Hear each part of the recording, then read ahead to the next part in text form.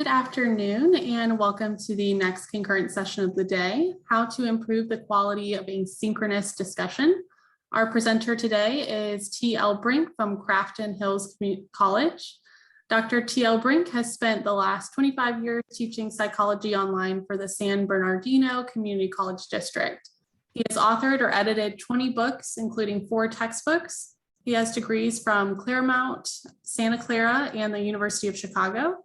He has previously served on the faculties of Universidad Iberoamericana, University of Redlands, University of California, Riverside, Loma Linda University School of Public Health, and Stanford University School of Medicine, Department of Psychiatry. If you have any questions for the presenter during the session, please feel free to enter those into the Q&A section at the bottom of the Zoom room screen, and we will address them at the end of the talk. On that note, I will hand it over to our presenter. Welcome. Hopefully you can hear me. And we're here today to talk about how to improve the quality of the discussion board.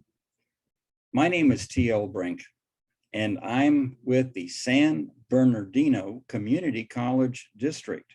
Specifically, I'm with Crafton Hills College in the town of Yucaipa, California.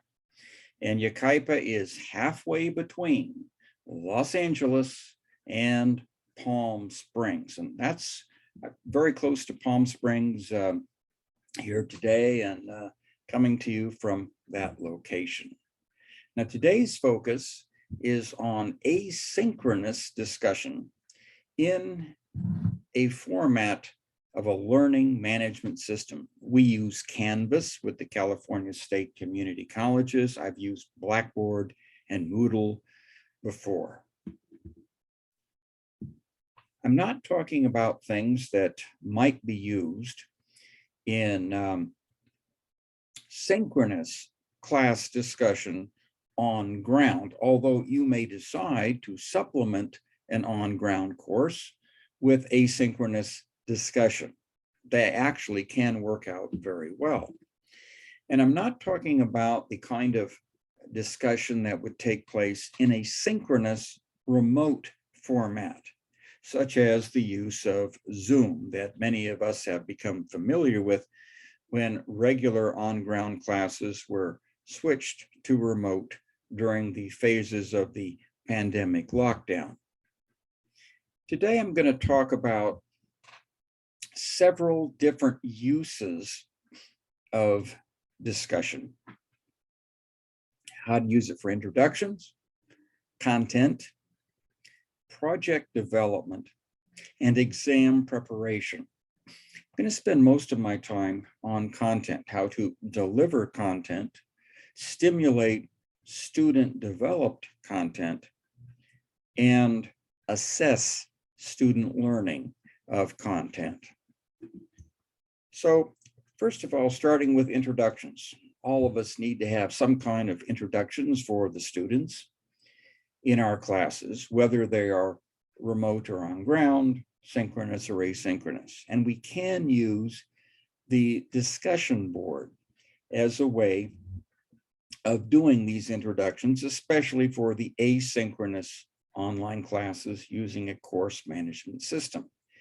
Many of you have tried different icebreakers. They work great in person, not always so good in an asynchronous environment. What I find works very good is a series of reveals where we talk about ourselves. I usually begin with a template and I reveal about myself. I talk about where I was born, raised, currently live, goals in life. I think it's very important for the students, especially when they talk about their current major, the career path that they hope to have, what current job they're in. And I let them talk about personal things as well. Tell us about your family, your pets. What kind of music do you like? Hobbies. I never cease to be amazed how one of these things will trigger a connection with some other student, or that I will have a connection with a student based upon something that we see. I also allow them to talk about some important identifiers if they're comfortable doing so. I mentioned that I'm not a military veteran, but my father and uncles were. They fought in World War II. And I allow them to mention that. Some military veterans in your class like to talk about their experience, and they need to be encouraged to bring that into their discussion board posts. Others prefer not to bring it up, and we can respect their reluctance to do so. I mentioned my religious, political, sexual orientations. I'm a cisgender male married to the same woman for 47 years. And that allows students to bring that in too. And I'm amazed how many LGBTQIA students there are who are comfortable talking about that. Now, what I have found is that unless there is some other great personal motivation, students are not going to be very active on the discussion board. Grading of discussion improves their motivation. And if you leave it ungraded, you will have low activity, and more specifically, you'll have lower quality. A lot of what passes for discussion on the discussion board will look like something people text. No capitalization, no punctuation, no complete sentences, inappropriate acronyms. And if you're comfortable with that, okay. I'm not. I think this is an opportunity to get my students to utilize proper writing. So I discourage instructors, especially at the community college level, from using any kind of percent-based grading. Our students have a great deal of complications in their lives, a great deal going on, and they're frequently going to miss an assignment because the kid got sick, they got called in for a special shift, whatever. And so instead of giving percent grading where they would get a 0 on a project that would severely hamper the overall average, I use a different technique of points and multiple options grading that gives me more flexibility in the grading and gives the student more flexibility in terms of choosing which assignments can be handed in on time. One of the great things about that is every week I'll get a message from some students saying, I just can't do it this week. I was called in to work a double shift down at the state hospital or something like that. And what I can tell that student is, hey, don't worry about this week's assignment. We don't count every assignment. That'll be one of the ones that we don't count. So another thing I found very useful, especially on the discussion board, is I don't grade every post. I grade the days. Now that's a very important distinction. I'm going to explain why. One time when I started grading posted discussion, I graded each individual post. You could earn points for each individual post. Well, if you don't know what happened, I'll tell you. At the end of the semester, some of the students who had, all of a sudden, they made their 50 posts on the last day of the semester. Now, the painful part was not just trying to read and grade all of those posts on the last day of the semester. The painful part was realizing that they were making the same mistakes on every post. The great virtue of daily posted discussion is a student posts something, I read it, I grade it, give feedback, and the next day, the student does a little bit better, at least does not make the same mistake again. But when they're making all of their posts on one day, they make all of their mistakes over and over again. And they really haven't learned anything from this process. So I enforce a rule. Only one post per day will be graded. And when they are posting on a given topical thread, I say only one post in that thread will be graded. Now I make it even more stringent. Only the first post will be graded in a thread. Otherwise, I get some students trying again, trying again. Is it good enough now? Is it good enough now? And what I like to tell them is, okay, you have a problem with this post. Here's the mistake. Next time, let's not make the same mistake. Now, how do I grade the posting days? I count their 10 best posting days for 10% of the grade. If they do poorly on a given day, I tell them, hey, didn't get any points today, but that's all right. We're not going to count today. It's not going to be one of those 10 best posting days. Go ahead, post tomorrow. Do really well. That'll count. I even say, we'll count your 20 best for 20%, your 30 best for 30%, your 40 best for 40%, or your 50 best for 50%. And that way, if they only have 20 good posts, they can count other things, essays and projects and exams, a little bit more. This kind of flexibility matches the student's complicated lifestyle and differences in learning style as well. I score each post on a 0 to 10 basis. I almost never give a 10. I tell the student that's something really rare, world-class, extraordinary performance. I can tell you how to get a 9. I can't tell you how to get a 10 because that it would be something exceeding my expectations. And then we add this in, we factor this into their overall grade, counting postings less if they did poorly on posts compared to other things, counting postings more in their total grade if they did not so well on the other things.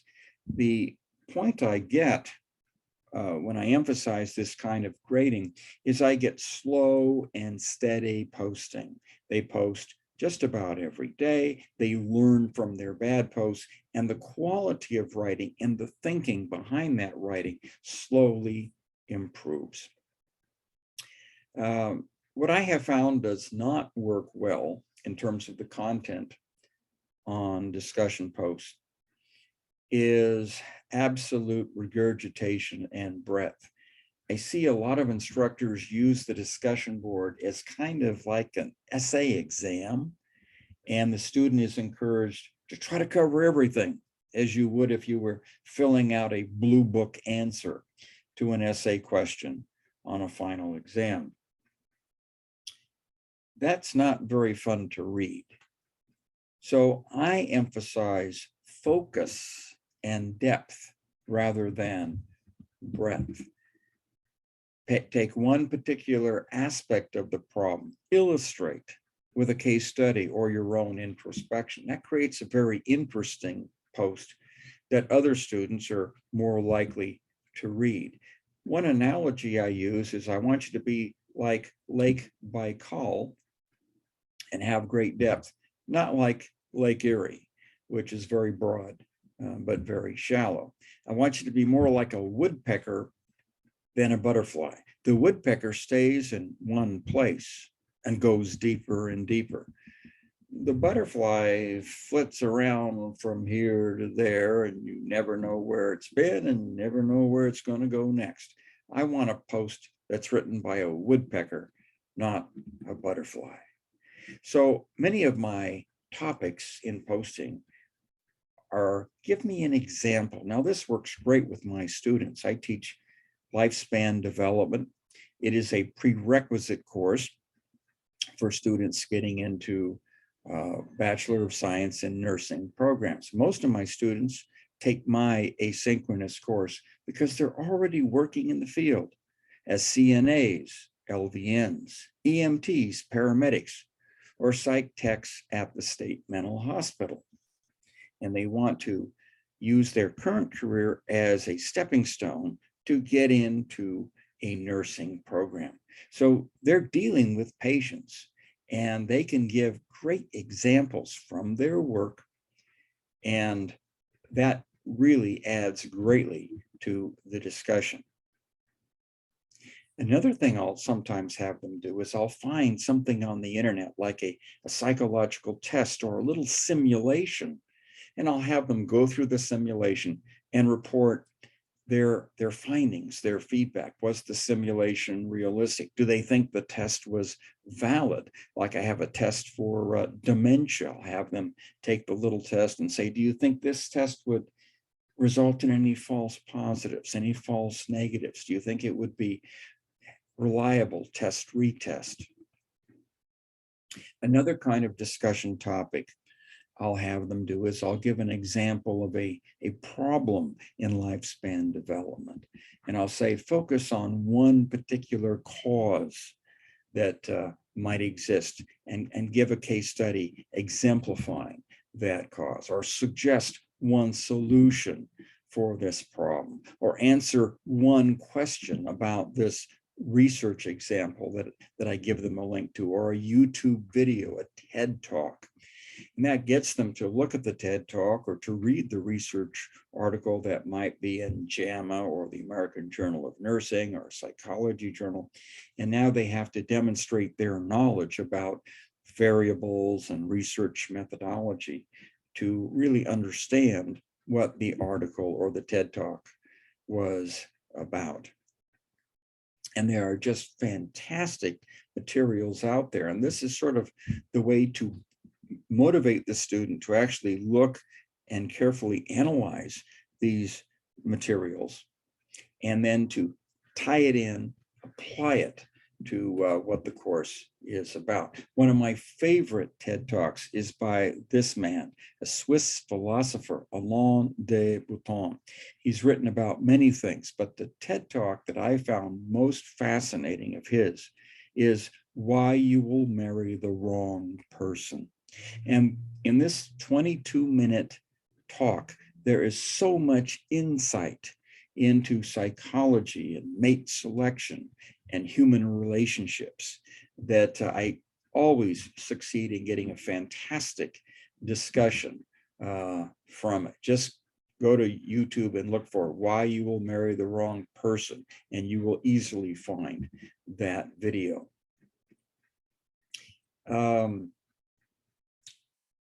Avoid the masters of mishmash. What that means is don't come up with topics that allow students to bloviate.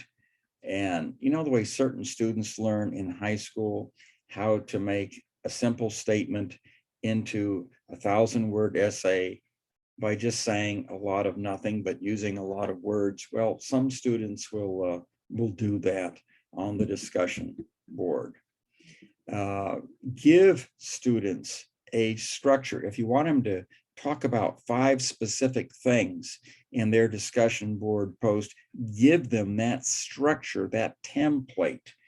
Here are the 5 things. Here is even an example of what you want to do. I will write the first answer to my question if I think that my structure is going to be helpful, something that they should duplicate. One thing that I've used as an essay and also a discussion board question in a world religions class is I'll give them the topic, how do you define religion? And I'll actually tell them, go out and interview someone and ask that question. And in that response that they post on the discussion board, they would have to describe the interviewee. Well, she's an 84-year-old neighbor. She used to be a secretary. She's a Methodist, doesn't go to church that often anymore.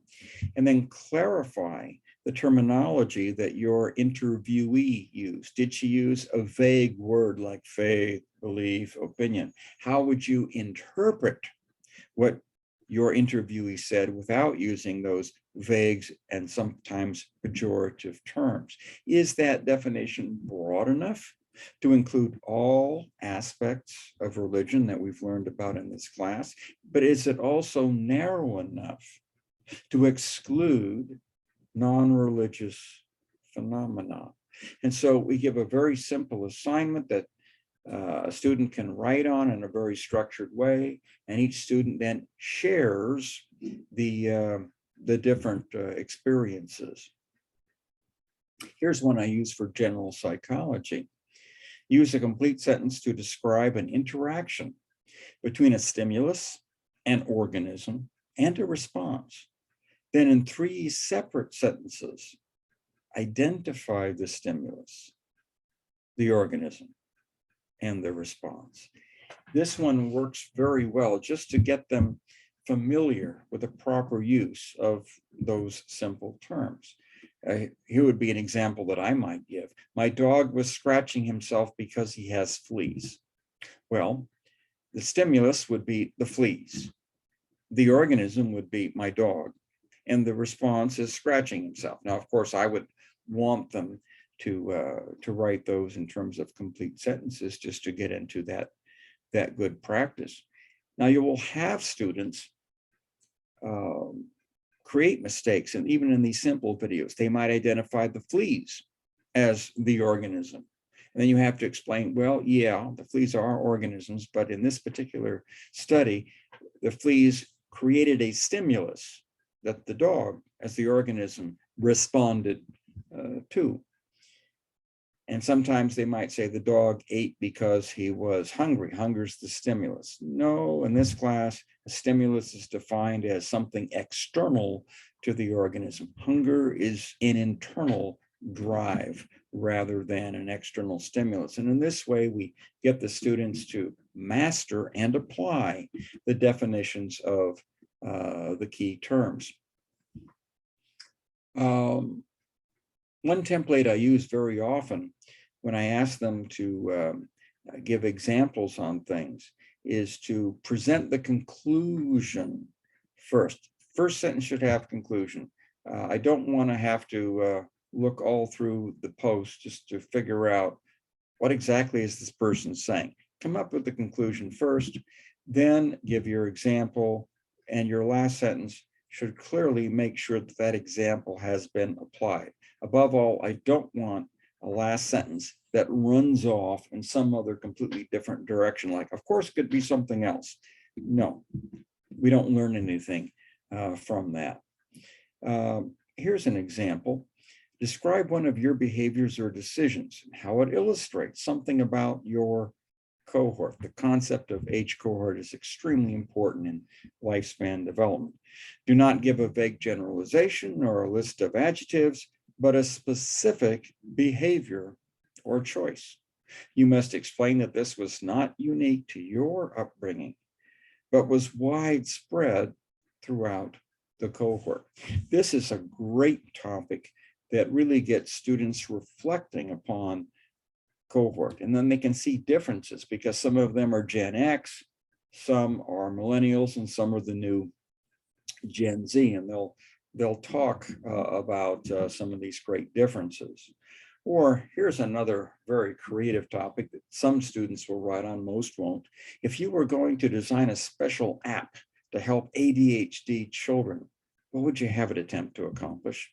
And describe the research that would verify the effectiveness of that app. Your sample would be drawn from the population of children diagnosed with ADHD. You would then conduct a randomized trial experiment. Describe how you would manipulate the independent variable, describe how you would measure the dependent variable, and are there important confounding variables that you should attempt to control? I've had some of my computer science majors just get extremely creative with something like that. Another thing you can do is actually send them to read articles in professional journals, nursing journals, medical journals. Every morning I'm reading a summary of different psychiatric journals from Medscape and a summary of articles in the APS and the APA journals. And occasionally I'll find something that I can share with the students. And it's amazing how much they can pick apart out of a professional article once they've been trained to look at a few things. Here's an example of such a type of article that they might be able to get some benefit from.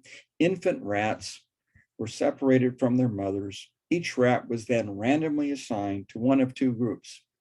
The first group of rats received regular stroking with a paintbrush from lab assistants in order to simulate how the mothers would lick the baby rats.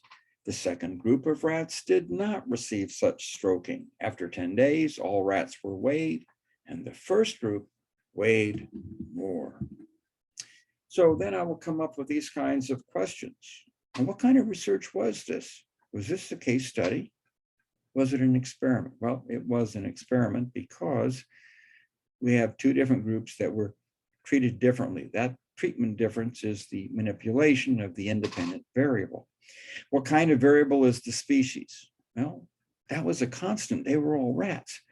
What kind of variable was whether the rats were separated from their mothers?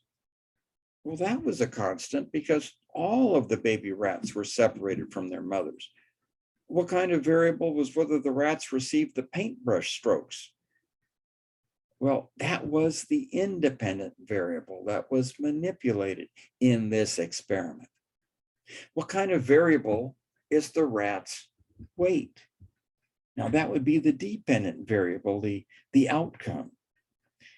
And then present a clear statement about what causal relationship, if any, could be inferred from these data. Now this is an experiment, and we actually can infer a cause and effect relationship, that the mother's licking of the baby rats helps them thrive in terms of at least gaining weight.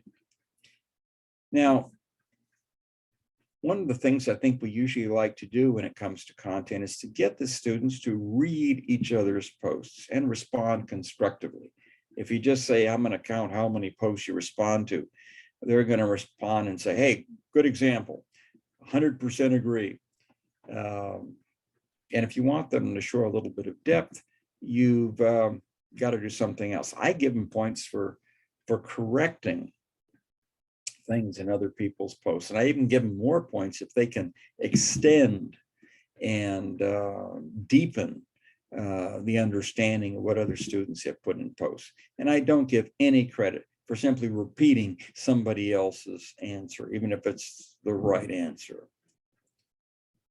So those are many of the ways that I use the discussion board to facilitate application, learning, and assessment of content.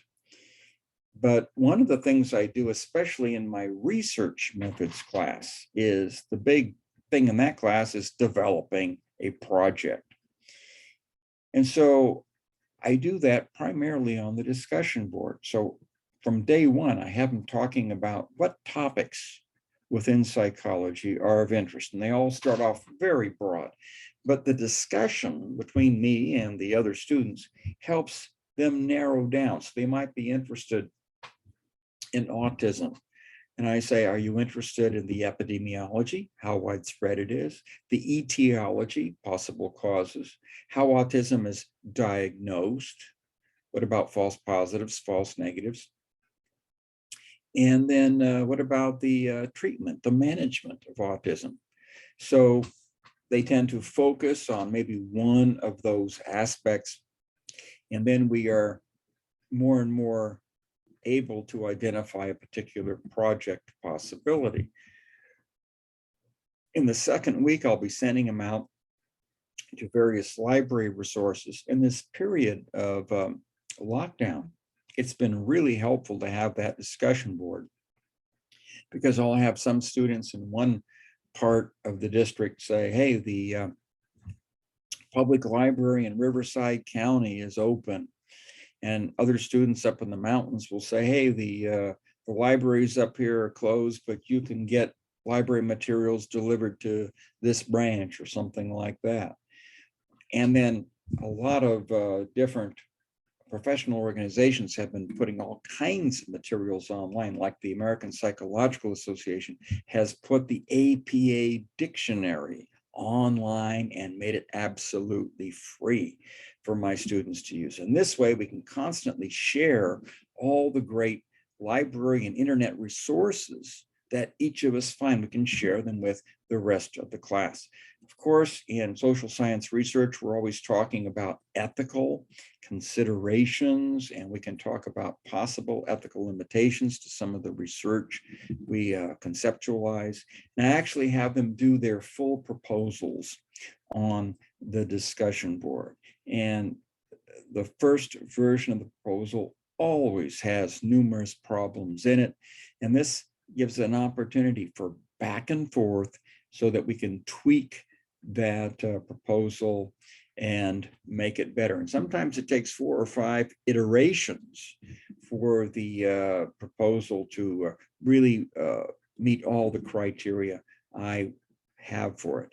We also talk about various problems with measuring tools and statistical programs. They report their initial findings when the data come in. And then they later on develop full abstracts. Once again, this usually takes several back and forth tweakings, and we try to have our abstracts ready in time for various research conferences. Now, the one thing I'm not using the discussion board for is the completed write-ups. I'm having a better experience using something like Google Docs for students to put their complete write-ups, for me to make comments and the other students to make comments as well. But if it were a shorter project, I'd probably go with the discussion board there too. Another thing you can do is use the discussion board for an exam cram. Something like post a question about something you fear will be on the final, but cannot seem to remember. And students will do that, and the other students will come and give some suggestion about, oh, here's how you remember the difference between positive reinforcement and negative reinforcement. Here's how you remember the difference between somatoform disorders and psychosomatic disorders. Another possibility is a student can post a question and then other students can reply with the answer. And I might really like that question, actually put it on the final exam. But I think suggesting a mnemonic is one of the most creative and hilarious things that we've had in our exam cram thing. Let me give you a few examples. Some are pretty corny, so I hope you don't tune me out for that reason. One branch of psychology is called IO. It stands for Industrial Organizational Psychology, and it focuses on the workplace, the selection, motivation, and assessment of workers. So how can we remember that IO psychology focuses on the workplace? Well, I'm thinking of one of my favorite movies. It was made in 1937. I think it was Walt Disney's first full-length animated movie. And I'm thinking of these workers. They were miners, the 7 dwarves. And as they went off to work in the mines every day, they would sing a song. Now, they were very happy, diligent workers. So this is something that every industrial psychologist should strive for. And just remember the song that those 7 dwarves sang when they went to work. I-O, I-O, it's off to work we go. I-O, I-O.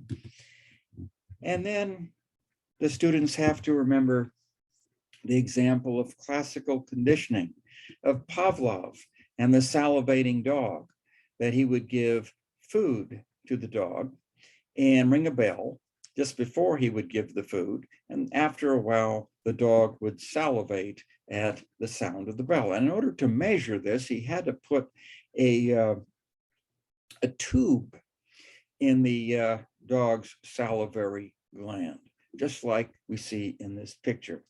So how can we remember that this was Pavlov's research? Well, let's ask the dog. Little doggy, who put that tube in your mouth? Listen to what the dog says. Pavlov, Pavlov.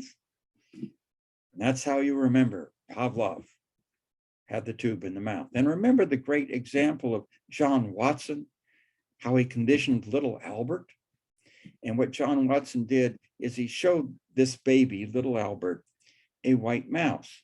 And right afterward, Watson hit an iron bar with a hammer, making a very loud and frightening sound that scared the baby. And every time the baby saw the white mouse afterward, the baby would be terrified, anticipating that loud sound coming from the iron bar that Watson hit. So how can we remember that Watson was the one who conducted that research. Let's ask that crying baby, what's the matter, son? What's the matter, son? Watson. Okay, that's how you can remember. I'm sure that you can have even better examples, and I'm going to tell you who will give you the best examples: your students on the discussion board.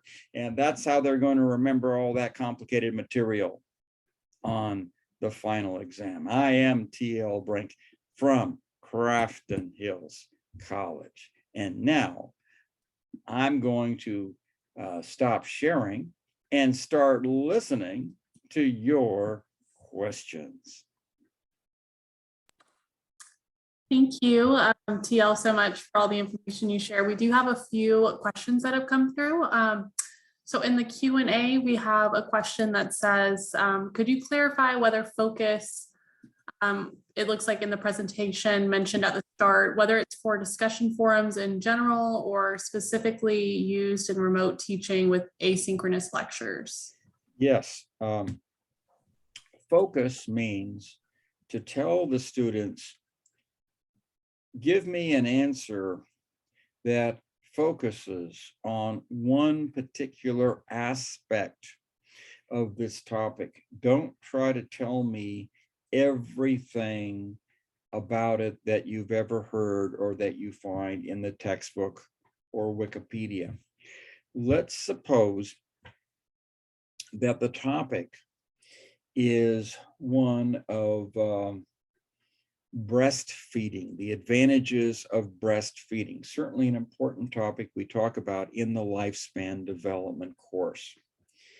So the topic might be, give me one specific advantage of breastfeeding. And what I tell the students is, a list is not analysis. I don't want the student to say, there are 57 advantages to breastfeeding. Number 1, number 2, number 3, number 4, etc. I would tell the student, take one of those advantages, explain using course terminology what the advantage is. And the best thing you could do is to give a case study that you may have seen from a family member, from a personal situation, or from one of your patients.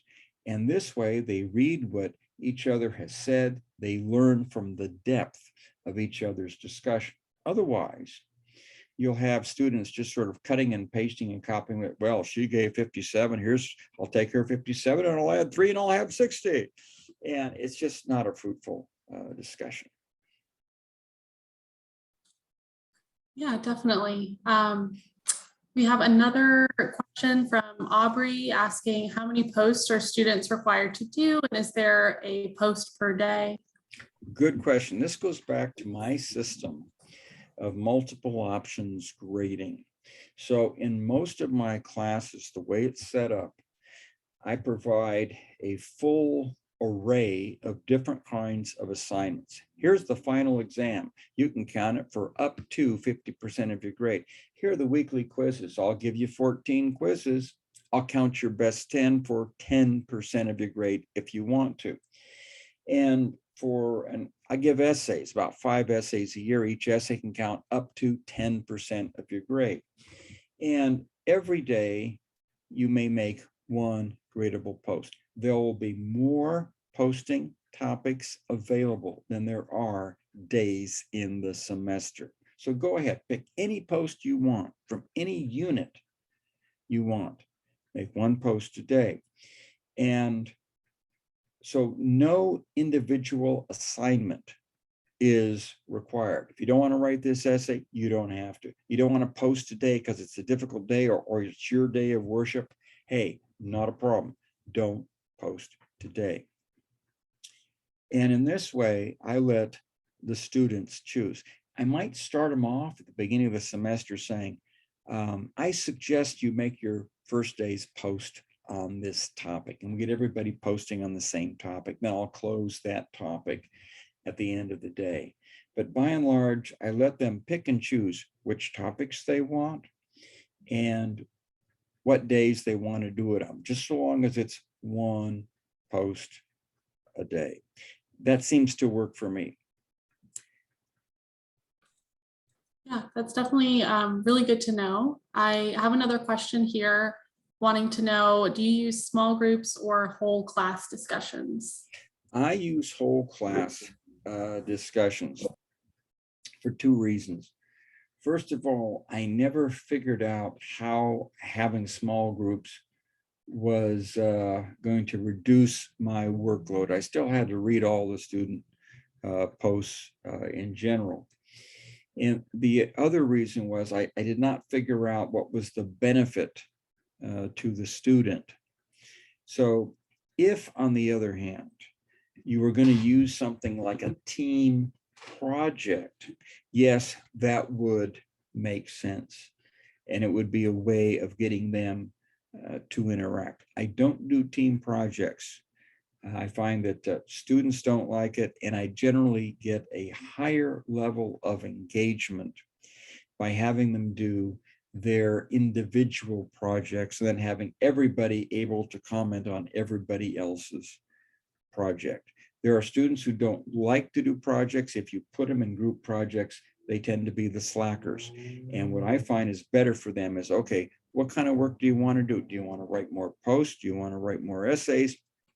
My analogy is it's like a cafeteria. You pick and choose what serves your needs. Yeah, that's really good to know as well. It looks like we have two more questions in here right now. We have one that asks, in the discussion forum, when students respond to other students' posts, if they see any mistakes in the post, they don't give any suggestions to correct the mistake or help the author of the post to learn the correct information. Do you have any suggestions? The way I have it is you have to correct the mistake, and it could be a very simple spelling mistake, punctuation mistake. And I tell my students, hey, you want to be nurses? You want to be social workers? You're going to write records that affect people's lives. The precision of your writing and your use of numbers is really important, and therefore